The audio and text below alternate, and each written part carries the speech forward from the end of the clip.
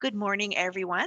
Just a reminder that the presentation portion of our session today will be recorded for potential future use in the museum's virtual programs. If you do not wish to appear in the recording, we just ask that you please turn off your camera, and a reminder to please mute yourself unless you have a question to ask or a comment to make. My name is Carla, and I work at the Western Development Museum Moose Jaw as the Education and Public Programs Coordinator. And I'd like to say a big welcome to everyone joining us from around the province, and we do have a few people from beyond, I believe, today as well. My coworker Dave is joining us remotely from Saskatoon and will be helping to run the technical side of the presentation. He'll also be looking after the chat, and should you have any questions or would like to share a memory, you can either note that in the chat function at the bottom of the screen and we'll circle back around to them at the conclusion, or at the end we'll open things up for discussion. I'd like to begin by acknowledging that the WDM Moose Jaw is located on Treaty 4 territory and the homeland of the Métis. This is the traditional territory of the Cree, Saulteaux, Dakota, Lakota, and Nakota First Nations and the Métis people. The WDM is committed to working towards a new relationship anchored in the spirit of the treaties and to educating Saskatchewan people about their shared history of treaty making. The WDM has 4 locations, each with different artifacts and exhibits on display, as well as our corporate office in Saskatoon, which also sort of serves as a collections warehouse for artifacts that we don't have on display. Our Yorkton Museum tells the story of people through immigration and settlement in the last 100 years. The WDM North Battleford has an outdoor settler village and a working farm. The museum in Saskatoon is our largest and houses a 1910 boomtown right inside their building. Saskatoon also features exhibits on Indigenous history, including Métis cultural traditions and the signing of the treaties with the Crown. And Moose Jaw's theme, where I'm located, is the transportation history of our province. At the WDM, we love to hear and share stories about Saskatchewan. Our vision is a Saskatchewan where everyone belongs and histories matter. And at the end of our presentation today, we'd love to hear more about your experiences and stories. I'd like to now introduce my coworker, Meredith Hebb from the WDM Saskatoon, who will be speaking a bit about some of the different methods of winter travel that people have used in our province. And I will throw it over to Meredith. Thanks, Carla. All right, well, let's start with photo number 1. We can see some snowbanks and a car not doing so well in those snowbanks. Anyone who has experienced a Saskatchewan winter knows how tough it can be. Today is no different. Whether it's bone-chilling wind sweeping across a frozen lake or howling blizzard raging over endless southern prairie, winter weather and the Saskatchewan landscape combine to make a harsh double punch. Do we hole up and wait for spring? No. We try not to let the cold stop us from getting around. This photo is from the Barton collection, and it pictures, which is now in care by the WDM. And it shows a vehicle that is completely overshadowed by the massive snowdrift on either side of the road. And it was taken in February 1948, which I understand was quite a snowy winter in most parts of Saskatchewan. So if we look at photo 2 now, we can see a cutter. So 100 years ago, folks could always hitch up the horse and climb into an open sleigh or cutter. Our pictures show a dainty cutter, which is pretty, but rather exposed to the elements. We can look a little closer here, and the stylish cutter, it was built by the William Gray and Sons Company of Chatham, Ontario. Gray began his career in 1850s as a blacksmith, and by 1861, the William Gray Company employed several people building wagons and sleighs. When his 2 sons entered the business in 1883, the company was renamed William Gray and Sons Company. Production totaled more than 15,000 carriages and sleighs by the 1900s. A network of dealers was established from Vancouver, British Columbia, all the way to St. John, New Brunswick. To serve the Western market, a branch factory was opened in Winnipeg, Manitoba in about 1905. This cutter was used in Langham, Saskatchewan district. And if we look at the details, you can see this little golden bird detail there on the cutter. It's so beautiful. What amazing details. You don't see things like that anymore. Right? In Saskatchewan, in the days before snow plows and elevated highways, roads often became blocked with snow. Inventive minds dreamed of something better than an open sleigh. Many people experimented and built covered horse-drawn sleighs. This was to travel more comfortably. Some people turned these innovative contraptions as a way to travel in wintertime. Even after motor vehicles were a common sight in Saskatchewan, horse-drawn vehicles were still a necessity in winter, particularly in rural areas. Road conditions often made automobile travel impossible.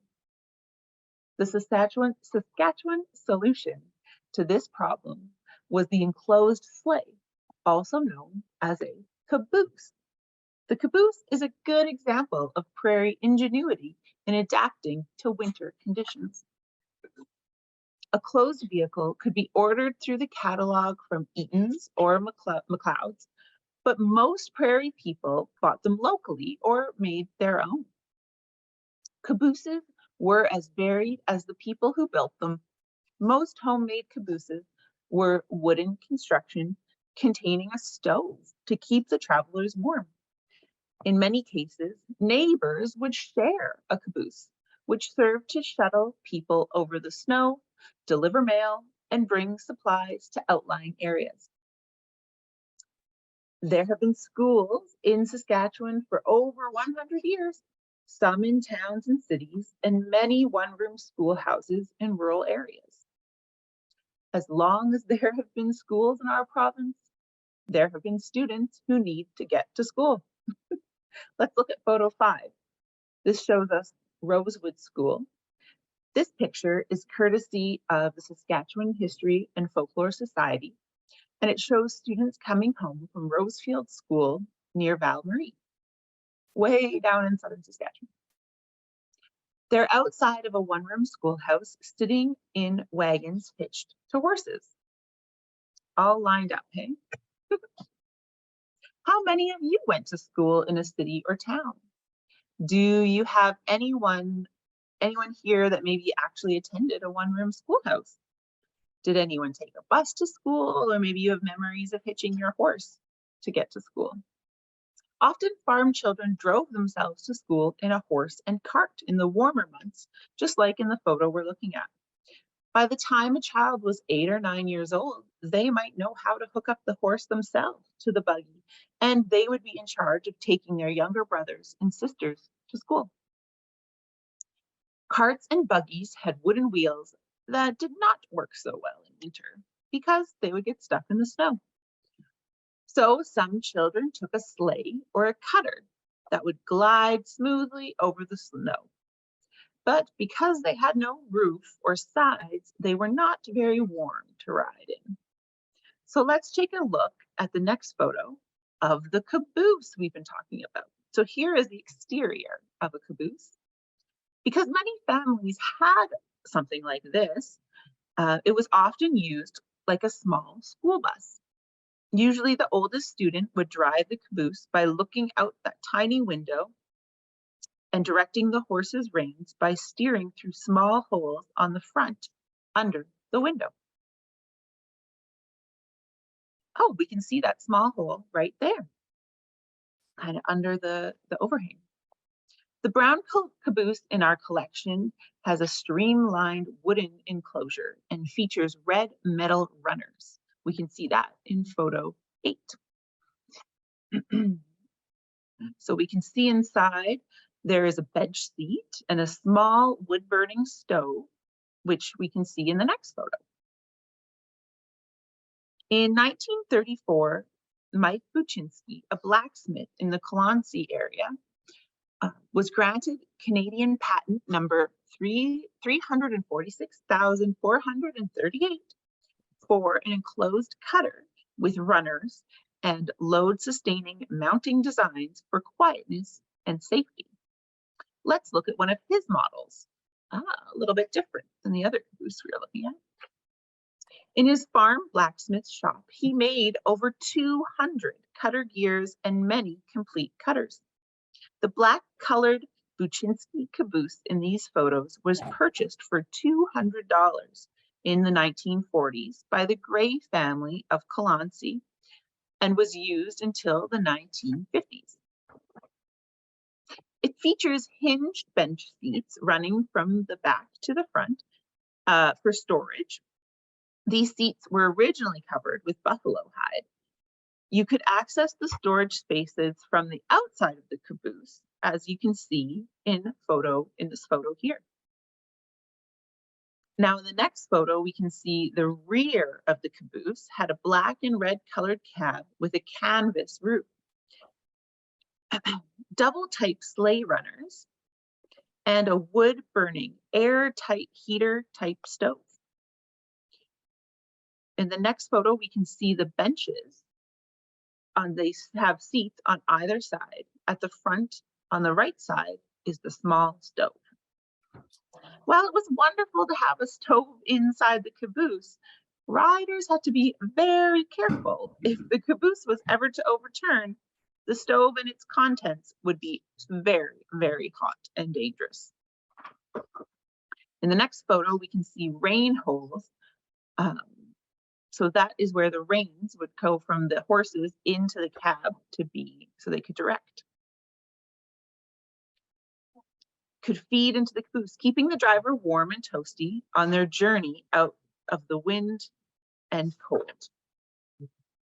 Now we're going to talk a bit about another way to get around in the snow.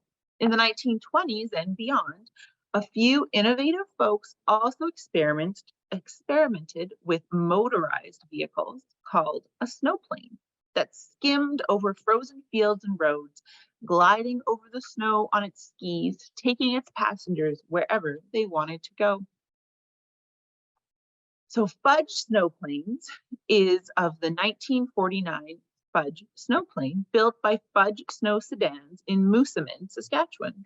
And it's on display in the winter travel section of our land gallery at the WDM Moose Shop. Robert Fudge built his first snow sedan, as he called it, in 1929. 3 years later, he was building units for sale. His slogan was, "Watch the snow go by." You'll see a replica of one of the original advertisements here in this photo. I'm not sure if you can make it out, but in the lower right-hand corner, you can see that the phone number to call is just number 63, 2 digits. Before Judge ended snow sedan production in 1956, he built about 400 units. He claimed the teardrop design on this model offered a minimum of resistance to the wind, and the arrangement of the windows permits practically all-round vision. So here we can see the machine at the rear. This machine was owned by D.A. Cunningham of Kipling, Saskatchewan. It seats 4 people. Mr. Cunningham used it from 1949 to 1956 for a number of purposes, but to drive to town, to take a United Church minister on his round of country churches, and to transport people to hospital, and just for pleasure.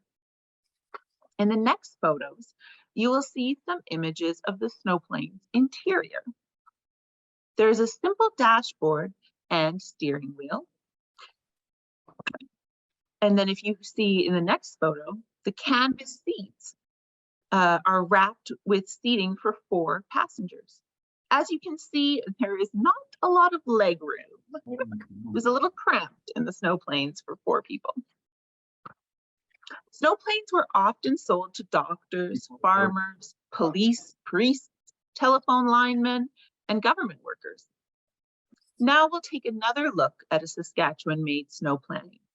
This is part of one of our exhibits at the WDM, the Carl Lodge snow plane with prototype. So Carl Lorch, was a young man with a big idea. In 1928, he and a friend set up to build a machine that would take them across snowy fields or even blocked roads. They started with a Ford Model T, modified the frame, replaced the front wheels with skis, and put extra wheels on the back. But it worked only as long as there was a trail to follow. Our picture of him here is with an early prototype in the winter of 1929 or maybe 1930. Inspired by seeing an airplane on skis, Lorch came up with an idea to build a vehicle mounted on skis with a motor and propeller at the back to push it. Although his first attempt was rather heavy and crude, it was the basis of what would follow. Lorch's next design used lightweight aircraft tubing for the frame. It had skis front and back and an old Ford car motor at the rear to power a propeller. The frame was covered with linen fabric, hand sewn by Lorch's mother and sister. In 1935, Lorch got a patent for his snowplane. He continued to improve his designs, making them more streamlined and powerful with an airplane engine replacing the Ford car engine. In the next photo, Lorch snowplanes at Spy Hill. It shows a number of them lined up outside the garage at Spy Hill in 1936. In the late 1930s, Carl Lorch set up a plant in North Dakota to build snowplanes for the American market. He built 418 snowplanes in 20 different models. Prices ranged from $650 to $1,850, depending on the size. One of the last snowplanes built was big enough to carry the Spy Hill hockey team. That is a big snowplane. Production ended in 1958. The snowplane in the next two photos dates to the 1940s. It was owned by a priest from Tarkey in southeast Saskatchewan. Eventually, he sold it to someone who wanted its Continental airplane engine. There we can see it. You will see the rear of the snowplane with the motor and propeller. Lorch's son Wayne, who remembered helping to build snowplanes, spied it in a Lampman area shop in the 1970s and bought it on the spot. A replacement engine was installed by the WDM, and this snowplane, as seen here, is on display in the 100 Years of Saskatchewan History exhibit. So here we can see a Bombardier exterior. This interesting winter vehicle was manufactured in Quebec by Bombardier Snowmobile Limited and was used by the Saskatchewan Department of Natural Resources. That man looks very sharp in his Bombardier. I like that hat. Joseph Armand Bombardier of Valcourt, Quebec, began designing mechanical things as a child. By 1929, he had built a tracked snowmobile on a Model T Ford chassis and continued to improve on its suspension, track length, cleat design, and worked to reduce the weight of the vehicle. Bombardier's exterior, we can see here in the mid-1930s, he designed a light, sleek, single-seater and also worked on developing two-tracked snow machines with large passenger capacity. The result in 1938 was B7, Bombardier 7 passenger, which could reach 60 miles per hour. In 1938, it was popular and could be purchased for $1,400. It even had ashtrays Through the 1940s and 1950s, Bombardier's snow machine models included large units used as school buses, military snowmobiles, machines suitable for muskeg and dry ground, and an add-on track unit for plowing on soft ground. There were sales across Canada and in Scandinavia, South America, Europe, and the United States. This particular machine was used by the Saskatchewan Department of Natural Resources. While Armand Bombardier offered a whole new world of winter fun when he introduced the Ski-Doo in the 1960s, not everyone could afford to buy one. Saskatchewan pilot, welder, radio operator, mechanical and electrical designer, champion archer and teacher, Alistair Ingham and his brother George experimented from the 1940s with snow machines at Lanigan. So here we see the Ski-Bee. From heavy Model T Ford conversions and two-seater single-track yellow machine, the brothers continued to design improvements, and Ingham motor toboggans became very successful in the 1950s, selling 200 to 300 machines. In 1962, Ingham Industries Limited was formed to produce farm machinery. However, with the popularity of the Bombardier Ski-Doo and improved winter road conditions in the province, in 1965, Ingham set up to produce a Saskatchewan-made, fast, fun, and stable recreational snowmobile. The one-track, two-ski Ski-Bee went into production in 1967, with 3 basic models, and several hundred were produced by 1970, when the business was sold. The Ski-Bee is on display in the 100 Years of Saskatchewan History exhibit at the WDM in Moose Jaw. In 1965, Louis Lennox of Armiston decided to build his own snowmobile using parts from discounted snow machines. A 10-horsepower coal engine, bicycle handlebars, and an old bed frame, and some other materials on hand. He used it for going to work when roads were blocked or just for fun. That does look pretty fun to drive.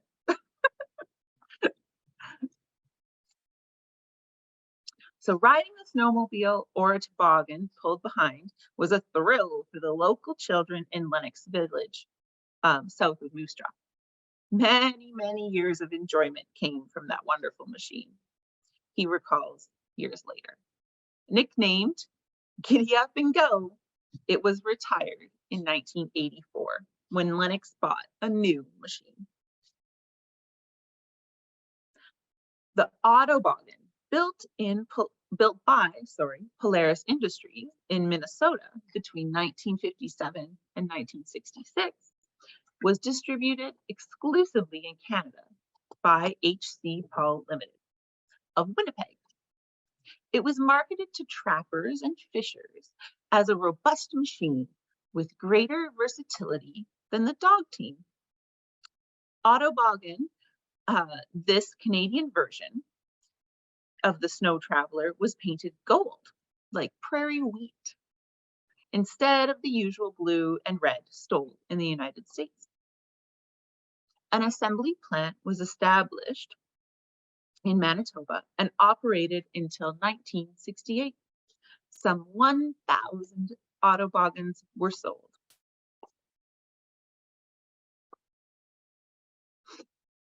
Our next vehicle isn't really for traveling in, but it did help to make travel possible in winter. Built in 1941, this enormous vehicle had 35 years of service in snow removal at the airport in Moose Jaw, Regina, and Yorkton before being retired in 1976. It had a blower capacity of 1,000 tons of snow per hour with a maximum speed of 36 miles per hour. Well, what a lovely snowman there is there, having a quick drink. I think I could relate to that snowman a little bit. That wraps up the formal portion of this presentation. Thanks for taking part today. I hope you enjoyed hearing about some winter travel of the past, and I hope everyone is staying warm. It's extra difficult these days as we finish, as we get through winter. I guess we're not quite finished our winter yet. Our next one will be at 10 a.m. on Tuesday, February the 14th. And this is a very exciting topic that we'll be talking about. So we'll be featuring the Black Railway Porters in Saskatchewan. And this is going to be quite interesting. It's based on a blog and research project that our WDM curatorial associate, Katie Hanna, had done. I think it was last year she began. And she worked in collaboration with Carol Lafayette Boyd, who is the Saskatchewan African Canadian Heritage Museum Executive Director. And I believe Carol may also be joining us as well for that presentation. So that's very exciting. This is probably one of the lesser known histories of Saskatchewan heritage. So I do encourage you all to join us for that one.